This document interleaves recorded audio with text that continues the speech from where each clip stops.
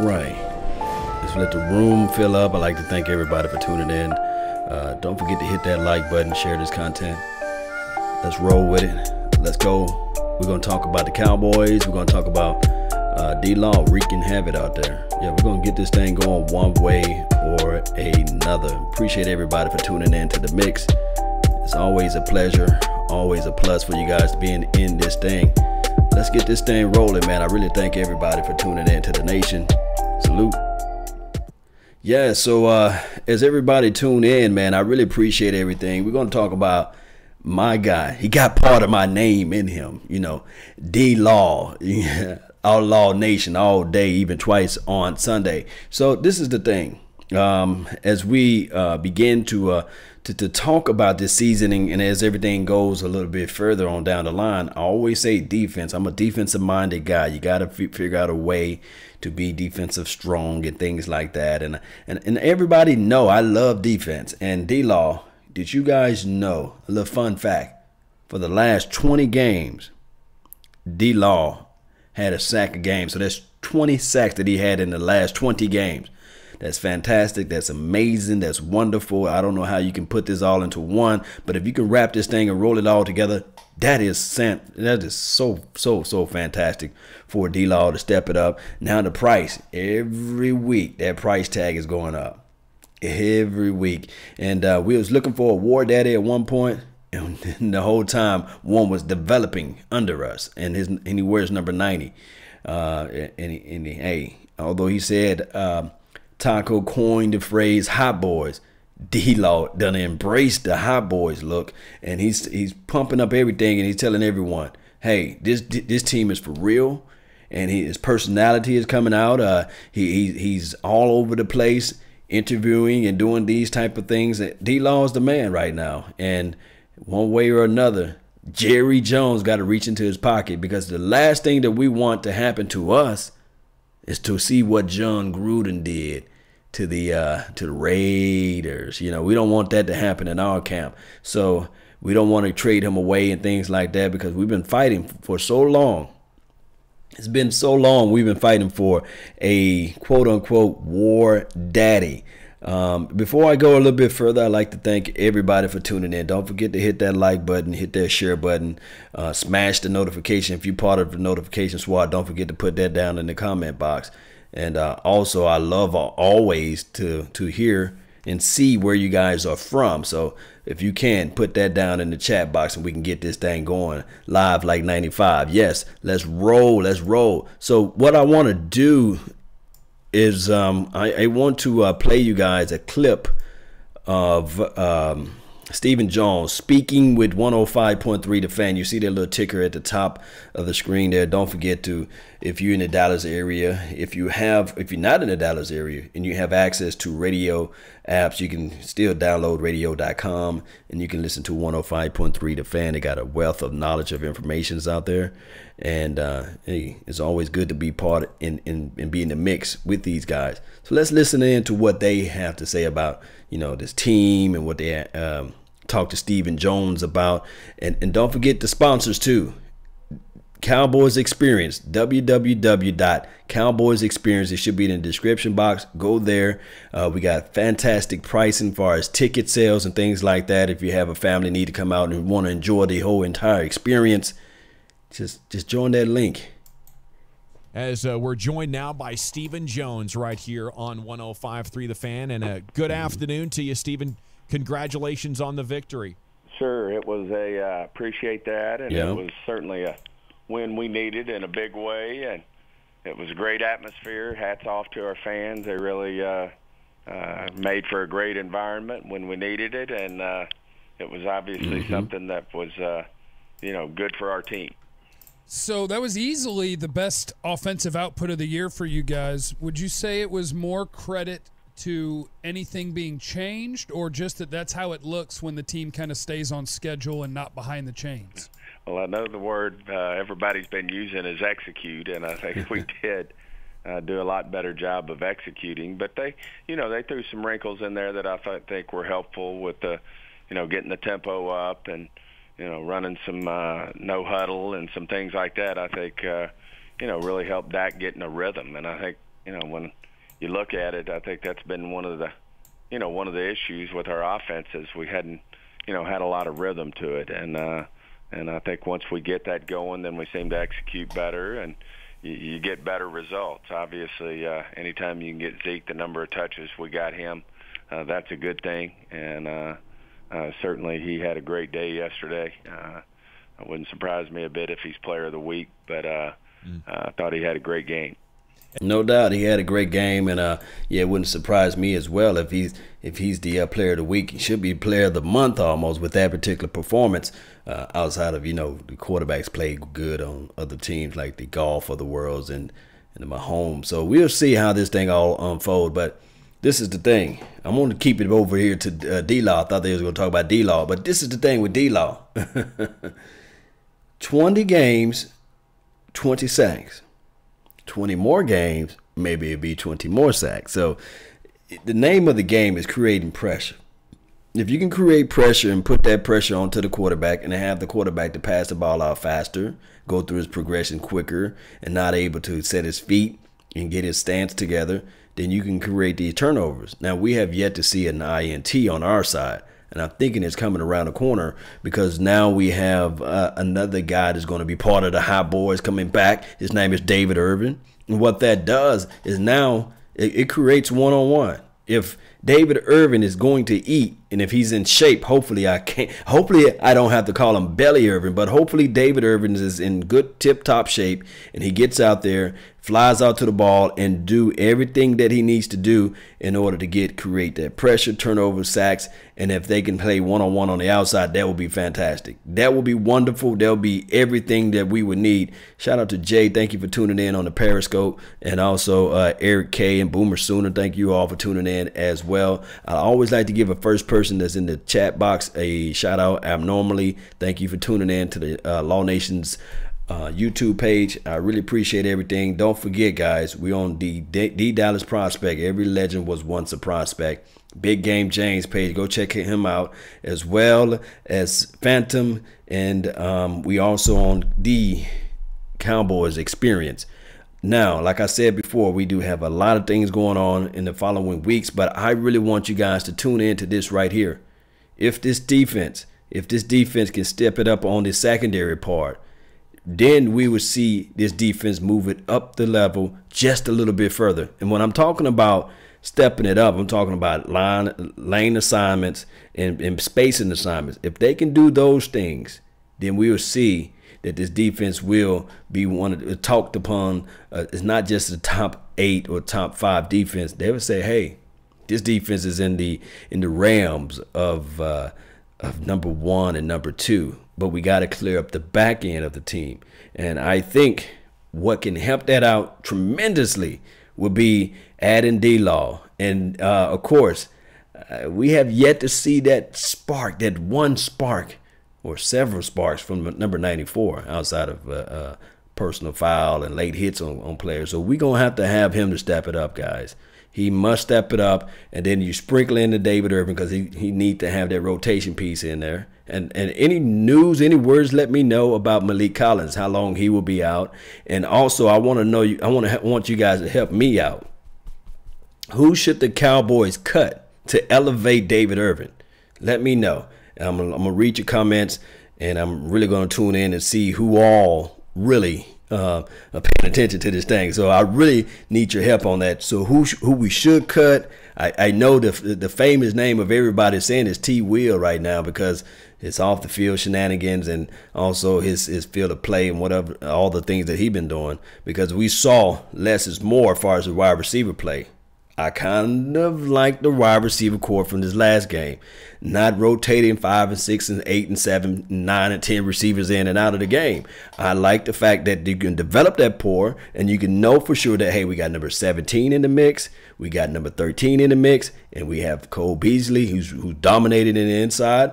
And maybe you just use number 15, Deontay Thompson, just and only for special teams, because I kind of like that mix. Let me know, guys. Let me know whether or not you guys like the lineup for the wide receivers from last game. And I do know that we have Bryce Butler. So if anybody, we're going to move anybody, I don't know, out of that mix. Maybe it's Allen Hurns. I don't know. Shout out to everybody, man. Thank you for tuning in. How about Earl Thomas? Whoa. Hey, this is from this is from my guy, Italian Cowboys. Thank you for tuning in to the nation. A lot of people saying cut Jarwin because we do have a lot of tight ends at this point. And I don't think that they're going to go that route. The tight end play last game was okay. I do know that they didn't make a lot of impact as far as catching the ball, but they blocked well down the field. I like the fact that Rico is getting some reps out there, although Dak Prescott missed the ball too fast to him.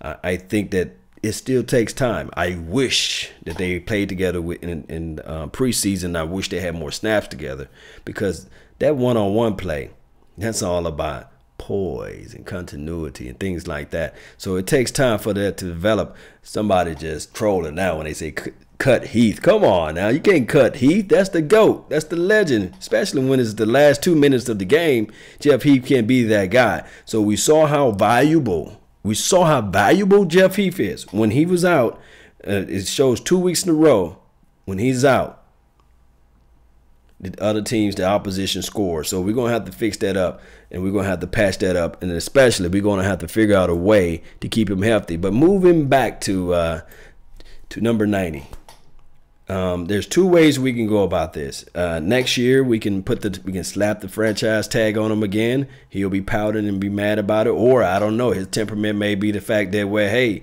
I'm getting his money. We're gonna load the Brinks truck next year. So. I don't know his temperament in that aspect, but he is the law, So he may want the money this time. And I think, let me know, give me a thumbs up. Let me know whether or not you guys want Jerry Jones to go ahead and pay him, because there's nothing to hold him back now. We should have enough money to pay him, and we should be able to do those things. Frisco speaks. He says Blake Jarwin is average at best. Come on, man. Although it's his second year, he's a rookie out there, because this is the first time really playing with these amount of snaps. So it is what it is. I got over here on my Twitch. Someone needs to show Dak how to throw the lob pass. This is from JV Bad Boy 74. Lob pass, that's something that Dak really needs to work on as far as touch. I saw this game as I look back at tape, and I'm ready for the All-22 to come out around 10 or 11 o'clock tonight.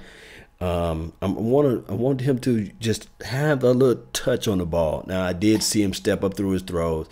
I do like the aspect of running out of the pistol formation and utilizing those play action fakes and those play action passes, because what that does is that sink in. Although the safeties and the linebackers are up close, tight on the line, but what this does collectively, now that you're doing the play action, everybody's all out to actually to stop the run, and of course the Detriot Lions, they hit a bad time to try to stop the run against the Cowboys, because they ranked dead last in the NFL as far as against the run.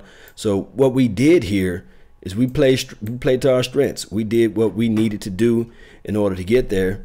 Now, some small things that we're gonna have to patch up and fix around and get together, but down the line, this formality, this philosophy will work. Creating pressure with the defensive ends, and then you sprinkle in a D-law, and then on top of that, if we can control the ball, control the field of play with Ezekiel Elliott, the core. Remember, all offseason I was talking about we must concentrate and we must fix up this core, whether it be on the offensive side of the ball or on the defensive side of the ball. So right now we're okay with that. But our only pieces that we are having problems with right now is the secondary, and I can say this, the slot corners. We saw what happened when Jordan Lewis got out there. We saw what happened when Anthony Brown was looking around. Where should I go with plays and things like that? So we need to fix those things up in order to bring this team up to the next level. And we're close, guys. We are really and extremely close. Let me see if I can play a little bit more of this interview. It's a wonderful interview with Stephen Jones. But let's see what they say down the line. And so explosive in the passing game, going empty and then having him in the slot, that really looked like it could be a real powerful weapon for you guys. What do you think? Well, they're going to have to pick and choose for sure. And if they're going to give him the mismatch, then we're going to have to take those mismatches. And, if they turn on the tape and look at it, they may try to take that away some. But we've still got a lot of room for improvement. We're a young football team, and I think I think we'll continue to improve as the season goes. Yes. Steven, speaking of youth, your first-round pick, Leighton Vander Esch, had an outstanding game, is really having a nice rookie season. And last year, as you're a guy who gets to kind of help pick the players on this team, when Sean Lee was out, the defense just couldn't seem to perform at any type of a high level. And you have to be really proud of the adjustment that you guys and the team has made when Sean Lee was out yesterday. Still had a solid defensive game. Yeah, I mentioned that last week, how fortunate we are to have a guy like Leighton. Obviously a big resource we put into him with a first-round pick. But, having a guy like that can step in, because you're right, whenever Sean's been out in the past, our success is, we've struggled without him. And I think yesterday we showed we could go out and play good defense, with Leighton in there as the starter, and you start to take – a Sean and a Jalen and a Leighton, those three guys manning those very important for this defense, Mike and Will positions, are huge. And we've got a good linebacking core there. And certainly I think, it's all in front of Leighton. One of the things that really shows up is his length, that 6'5" frame he has, long arms. It's tough to get away from him. And when he gets his hands on you, you're probably going to be down pretty quickly. And right. He's just been a great addition to the defense. And, it's a young defense out there. And I think, we gave up some plays yesterday. I still think, there's a lot of room for improvement. And I know Rod and Chris will harp on the fact that we didn't get, still not getting the turnovers. We think that's going to come. But, certainly, there's room for improvement. And I know, one of the things they will continue to stress in a big way is, is creating turnovers. And I do think that'll come. It's Stephen Jones. Yeah, so I want to chime in a little bit about Leighton, LVE, his size, his measurables. To get you guys in the mindset of what his size really is. Look, he's 6'5", 257 pounds. We got a guy that's 6'5" or 6'4.5", and around 257. He plays on the line, and that's Dorrance Armstrong. So let's get you in mind of, think of Dorrance Armstrong. If he had the ability to cover out in space and cover well, then that's the type of pedigree we got. We got a guy that's tall, range, got long length in arms, and then these hands. When he put those hands on you, I thought for sure when I was looking at his college tape, I said, okay, he's gonna have problems shedding blocks. He's gonna have problem without flying out to the ball and getting free space. I don't think that he can fight through trash and things like that. Disengagement is going to be a problem. And everything I saw on tape, everything that I saw with my small mind and my small eyes and everything, it didn't match up, because what LVE is doing, he's flying out, he's shedding through blocks, he's tacking up field. I'm talking about, they had a screenplay. They had three guys in front of him. He was able to snake through, get skinny, and knock the opposition down. That spoke a lot to me. And now it could be coaching pedigree, because we can see from one thing from one angle, and then the coaches can see something from another angle, and they say, okay, we can elevate this. And one thing that we can say from here, the kid is still growing.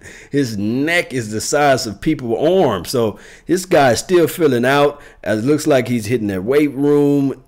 He may be a centerpiece for this Cowboys for a long time. And you add in the fact that you have a Jalen Smith. Man, those two combination is just everything. And then, of course, you can sprinkle in the Joe Thomases and the Wilson kid. They doing their things out there, but that LVE.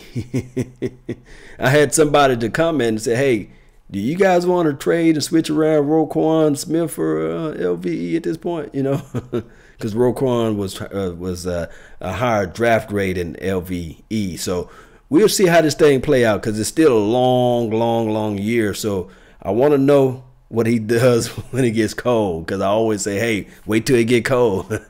But by playing in Boise, so he should understand how to play when it's cold.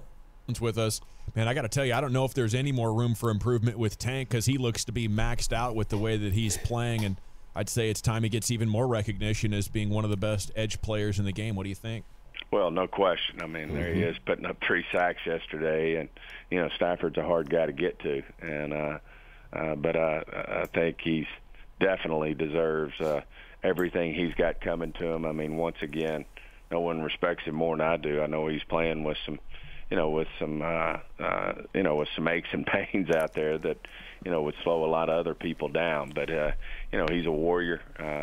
Certainly, I do think some of the additions we've made with Randy and Dorrance Armstrong, they're certainly getting some push, which I think help Tank out as well. And certainly, we got a guy like David Irving coming back this week. Hopefully, we'll see, if he's ready to go this week or not. But he's going to work back into the mix, and I think our era's up over there. Sean's going to continue to improve. I'm sure. Probably a long shot for this week, but we'll continue to hopefully see him make improvement. And as I said, this is a young team. We're certainly need to improve. We're by no means there, but the good news is we are young, and I think we will get better. All right, you can't just sneak that one past us there. What aches and pains are you talking about with Demarcus Lawrence, Stephen? Right. Oh, I just think they come with playing NFL football in the defensive line. He's got some ribs and some things like that, a hip, and it's just getting hit out there, and it comes with playing the game. But he's never let things like that hold him back. He's just, as I said, he's a warrior. He loves to play the game, and he plays it. One of the things I think goes unnoticed with him, not only is he a great pass rusher, but he's one of the great run players as well.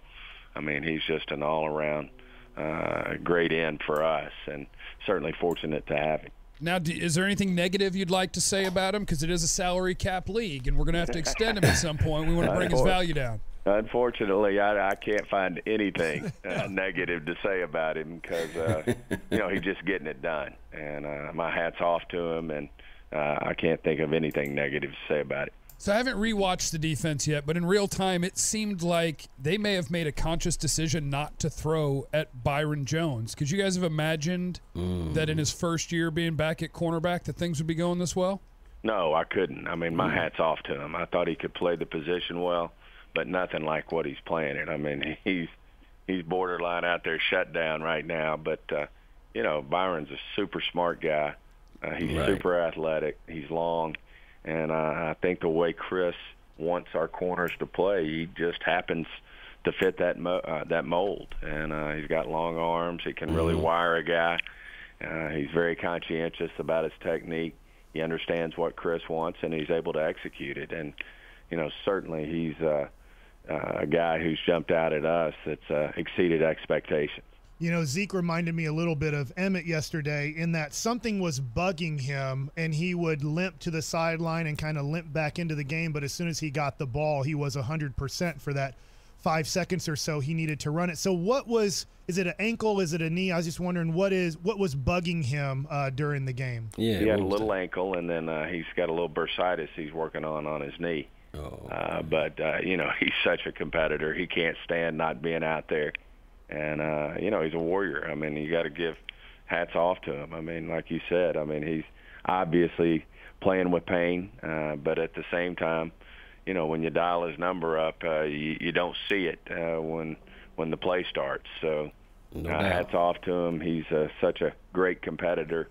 As we said from the get-go this year, he's in he's in the right place in terms of where his head is, where his mind is. He's obviously this is a season where he's wanting to show everybody what he's really about, and certainly he's done that up to this point. Stephen, help me out here. I'm married a doctor, but I'm not one. Bursitis, is that something that can go away during the season, or something he's going to have to deal with the rest of the season? No, it'll go away. It's just where you break a bursitis sac. It's in your joint, and it swells up, but it can be painful, but certainly something that should take care of itself. Gotta Google that. Stephen Jones here with us on 105.3 The Fan. So after going 9 of 11 games under 200 yards, Dak had the big one, 255 with no picks. Does that qualify as just slinging it around out there? What do you think? Well, I think, Dak is always going to want to be efficient. I mean, he protects the ball. Certainly that's a big-time quality in this league is to protect the ball. So, to use the term slinging it with Dak, I think we'll be hard-pressed to ever get him to just sling it a la Tony, the way Tony liked to sling it around. But I do think he was very efficient with it. I think he showed what he can do, when we start to really execute and run our offense efficiently. And we were able to do that yesterday. We certainly got more work to do. There's a lot of things I'm sure, though, we're going to get in here and watch that tape, and he's going to watch the tape, and I'm sure there's going to be a lot of things we can improve upon. But we're a young football team. That's a young receiving core and a young tight end core that he's working with, and certainly showed some things there with Zeke and Dak yesterday that, we can really build on and improve upon.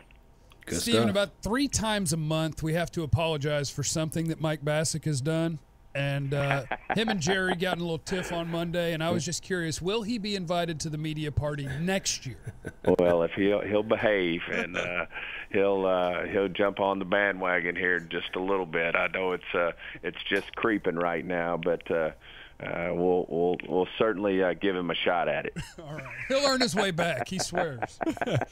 Yeah, it sounds like they're having a good time. So that was the end of that interview there. So if you guys don't know, try to go back and watch some of the stuff.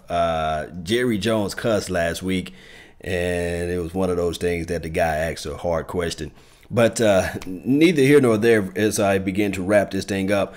I just want to touch on the fact that Ezekiel Elliott needs to stay healthy, and as well as Byron Jones. I want to touch on that. My God, man, Byron Jones is playing lights out. Man, he's doing this thing. It's nasty, man. It's nasty. I love hearing, and I love seeing, and I love watching tape and film and you guys' feedback on Byron Jones' play. I love this, man, because I always said, hey, this guy fits the mold of a cornerback, not a safety. He plays well up tight, close on the line. Far as out in space, you might have your problems, but up tight, close on the line, using that length, using that World Hall of Fame type of leaping, jumping ability that he got, because it's world class. I think it's a world record, right? Nobody jumped further than him or something like that. So the guy's athletic. So we will do another show later on tonight. It's starting at 9 o'clock Central Standard Time. We're going to do a real overview. It's me, DDP, and some more people that's going to be on the panel. Just be ready for later on tonight so we can talk about this past game, and then we can look further into the future of the current game that's coming ahead. So that's all the time I have for right now. I just want to give a quick shout out to everyone. Don't forget to join Phantom, join Big Game James, Silver and Blue Nation. There's a link, www.cowboysexperience.com. That's where you can reach out, and we have live interactions with current and former players, as well as we have a lot of things down the line. And I'm going to whisper this. Cole Beasley is coming around the corner. So we want to see you guys out there. I'll let you know when the events come around and about. But it's always a pleasure. It's always a plus. Thank who is this? Jay, for making the donation to help grow the nation. I really appreciate you, man, for dropping the donation into the box, man. It's always a pleasure for making the donation. Don't forget, I got a podcast. That's LAW Nation. Join that podcast. I talk about various things, especially Cowboys, all day, even twice on Sunday. Let's get this thing rocking and rolling one way or another. This is your brother from another mother. No other. Don't look like Danny Glover, but I keep it cool with you guys. And remember, you all are listening in to nothing but the bass. Salute. Let's jam on out to some music at least. Let's roll with it, baby. Yeah. Hey. Okay. Yeah.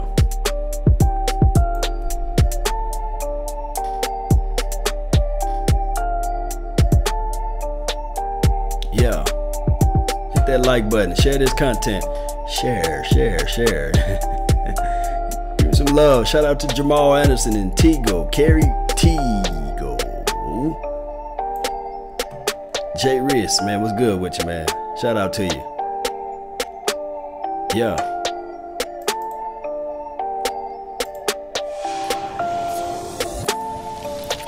Salute.